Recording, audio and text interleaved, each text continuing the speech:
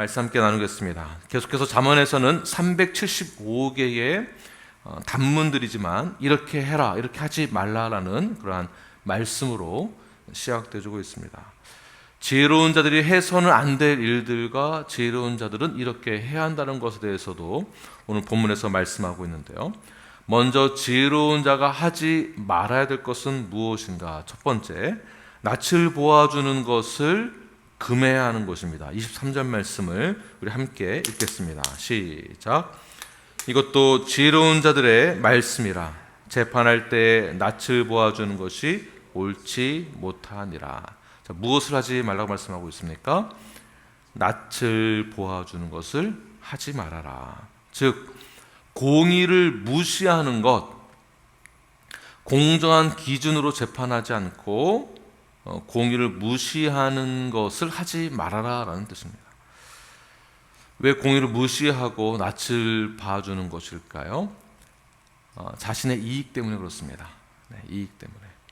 그래서 편파적인 판결을 내리거나 또는 편파적인 입장을 가지고서 생각을 하는 것, 네, 이것은 하나님이 원치 않으시는 것이다. 즉 하나님은 공의로운 것을 요구하시고 계시는데 내 체면 때문에 공의를 무시하고 내 이익을 위해서 공의를 저버리고 잘못된 것을 옳은 것처럼 포장하는 것, 합리적으로 생각하는 것을 금해라 라는 뜻입니다.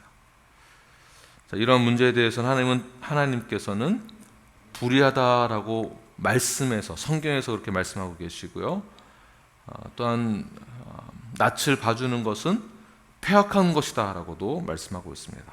이러한 불의한 행동에 대해서는 반드시 하나님은 보응하실 것이고 진노의 심판을 우리에게 주게 될 것입니다. 자, 24절 말씀을 읽겠습니다. 시작. 악인에게 내가 옳다 하는 자는 백성에게 저주를 받을 것이요 국민에게 미움을 받으려니와. 낯을 봐주는 행동, 공의롭게 하지 못하는 생각과 판결에 대해서는 하나님께서는 진노의 심판을 하실 뿐만이 아니라 공정한 기준으로 판단하지 않는다면 그가 속해 있는 사회 구성원들에게 지지를 받지 못하게 된다라고도 말씀하고 있죠. 배척당하게 될 것입니다. 공동체를 위해서 공정하게 판단하지 못하고 자기의 이익을 위해서만 생각한다라는 것은 불의한 행동입니다. 그런 불의한 행동에 대해서는 권위를 상실하게 되고요.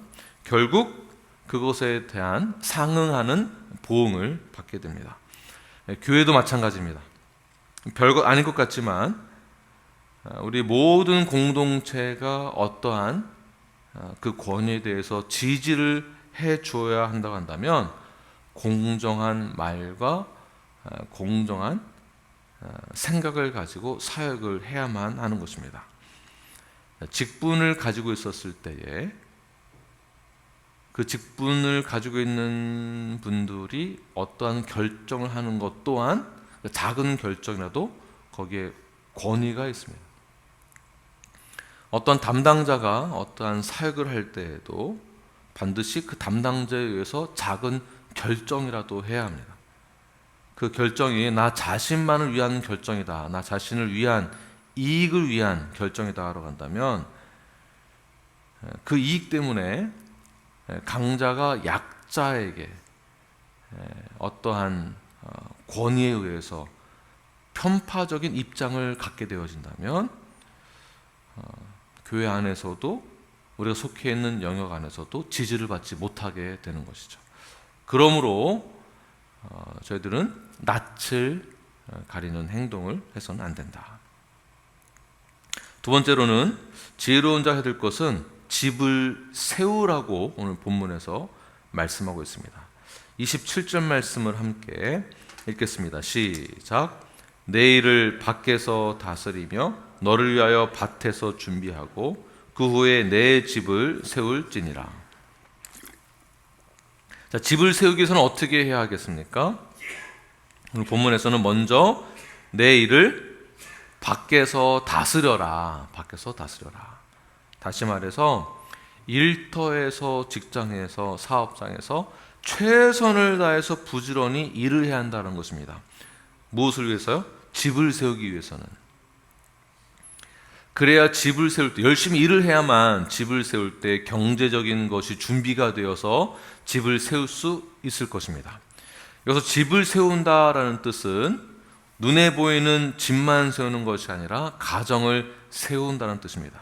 자, 이것이 고대 또는 이스라엘 전통에 의한다면 가정을 세우기 위해서는 아내를 맞이할 때 남편은 모든 것이 다 준비가 되어 있어야만 하는 것을 의미하고 있습니다.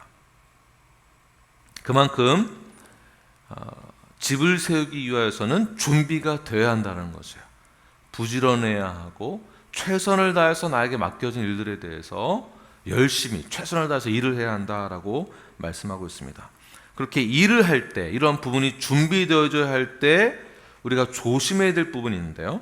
27절 다시 한번 보게 되면 입술로 남을 속이지, 28절 말씀 읽겠습니다. 28절 시작. 너는 까닭 없이 내 이웃을 쳐서 증인이 되지 말며 내 입술로 속이지 말지니라. 네. 모든 부분이 다 준비가 되었다 하더라도 우리가 조심해야 될 부분인데 그것은 바로 내 입술로 속이지 말라.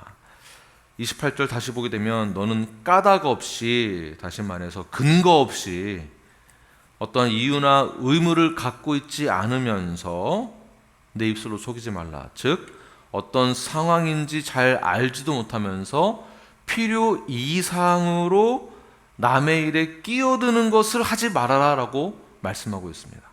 다시 말해서 열심히 일을 하고 최선을 다해서 삶을 살아가면서 가정을 세우기 위해 준비되어지지만 언제 이것이 무너질 수 있는가?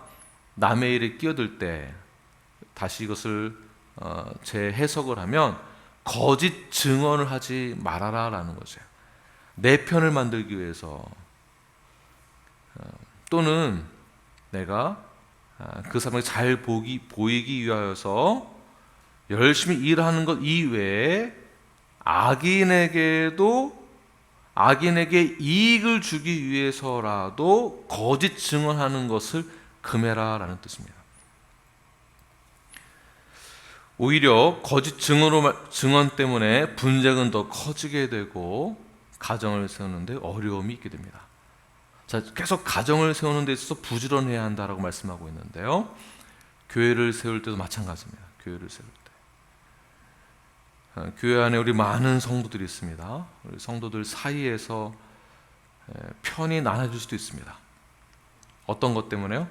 내 가정을 세우기 위해서 편파적인 생각을 하거나 거짓 증언하는 것, 잘못된 그러한 죄악된 일에 대해서도 알고 있지만 편파적인 입장을 가지고 악인의 편에 선다라는 것은 가정에 큰 피해를 주는 것이다. 가정을 세울 수 없다. 교회가 건강하게 세워지기 위해서는 편파적인 생각이나 입장을 갖고 있어서는 안 되며 오직 주의 말씀대로 그 진리를 선포하는 그런 우리 성도들이 되어야 한다라는 것입니다. 마지막으로는 부지런해야 한다라고도 말씀하고 있는데요. 33절, 34절 말씀을 함께 읽겠습니다. 시작. 내가 좀 더 자자, 좀 더 졸자, 손을 모으고 좀 더 누워있자 하니 내 빈궁이 강도같이 오며 내 군핍이 군사같이 이르리라. 나태하고 게으르고 잠자기를 좋아하는 자는 목적이 없는 자들의 특징이라고 볼 수 있습니다. 목적이 없는 자. 목적이 없는 자들은 게으르고 나태합니다. 결국 목적이 없으니까 빈군 가운데 처하게 되어지죠. 우리가 사회에서도 세상에서 일을 할 때 목적을 가지고 일을 합니다. 우리가 가정을 세울 때도 마찬가지. 우리가 어떤 가정을 만들어야 되겠다라고 생각을 하고 가장과 우리 어머니가 함께 어떠한 가정을 꿈을 꾸면서 계획을 세우고 준비합니다. 하물며 교회는 어떠해야 되겠습니까? 교회도 세워질 때, 교회가 건강하게 세워질 때에는 나태하고 게으른 생각들을 금지해야 합니다. 오히려 더 부지런해야 한다는 것이죠. 자, 그렇다면 지혜로운 자의 특징은 무엇입니까? 모든 맡겨진 일에 대해서 최선을 다하는 것입니다. 여러분에게 주어진 그러한 사명과 주어진 사역, 봉사의 자리에 있다고 한다면 최선을 다해서 헌신해 주시기를 바랍니다. 저는 기쁜 소식을 들었습니다. 제가 샌디에고 가 있는 동안에 벌써 두 분의 그런 컨택 포인트를 통한 성도들을 만나게 되었고 교제하고, 그리고 모든 분들이 맡겨진, 제가 이렇게 할게요, 제가 이것을 하겠습니다, 먼저 헌신해 주시고, 또 섬겨 주셔서 얼마나 제가 듣기에도 너무나 감사하고 기뻐했는지 모릅니다.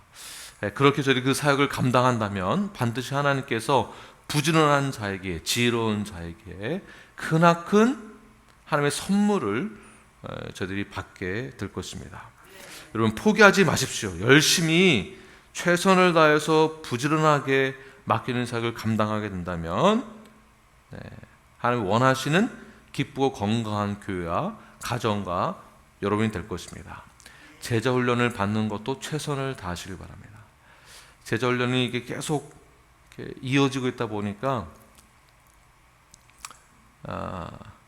이게 언제 끝나나 하는 그 마음 때문에 마음이 왔다 갔다 하시는 분들이 있는 것 같으세요. 최선을 다해서 부지런하게 맡겨진 사역들을 잘 감당하시길 바랍니다. 제자 훈련 받는 것도 맡겨진 사역의 한 부분이며 우리의 의무와 책임입니다. 우리가 항상 기뻐하고 감사해야 되는 것도 우리의 의무와 책임이기도 하지만, 우리에게 맡겨진 성도로서의 책임 또한, 우리가 지켜야 될 것 또한 최선을 다해서 의무와 책임을 감당해야 하는 것입니다. 사역과 봉사와 헌신도 마찬가지입니다. 특별히 하나님을 알아가는 것에 대해서도 최선을 다하시길 바랍니다. 부지런한 자가 되시길 바랍니다. 이러한 자가 지혜로운 자이며 하나님이 주시는 특별한 섭리를 경험하는 하나님의 자녀가 되는 것입니다. 그렇게 행했을 때에 하나님은 우리에게 그렇게 행한 대로 갚아주시는 분이십니다. 반드시 갚아주십니다. 정직하고 부지런한 삶을 살아가는 것이 하나님의 기쁨이 되기 때문에 하나님께 영광을 돌리는 그 삶을 부지런한 자로서 살아내시는 저 여러분이 되길 간절히 축원합니다. 우리 함께 이 시간 기도하겠습니다.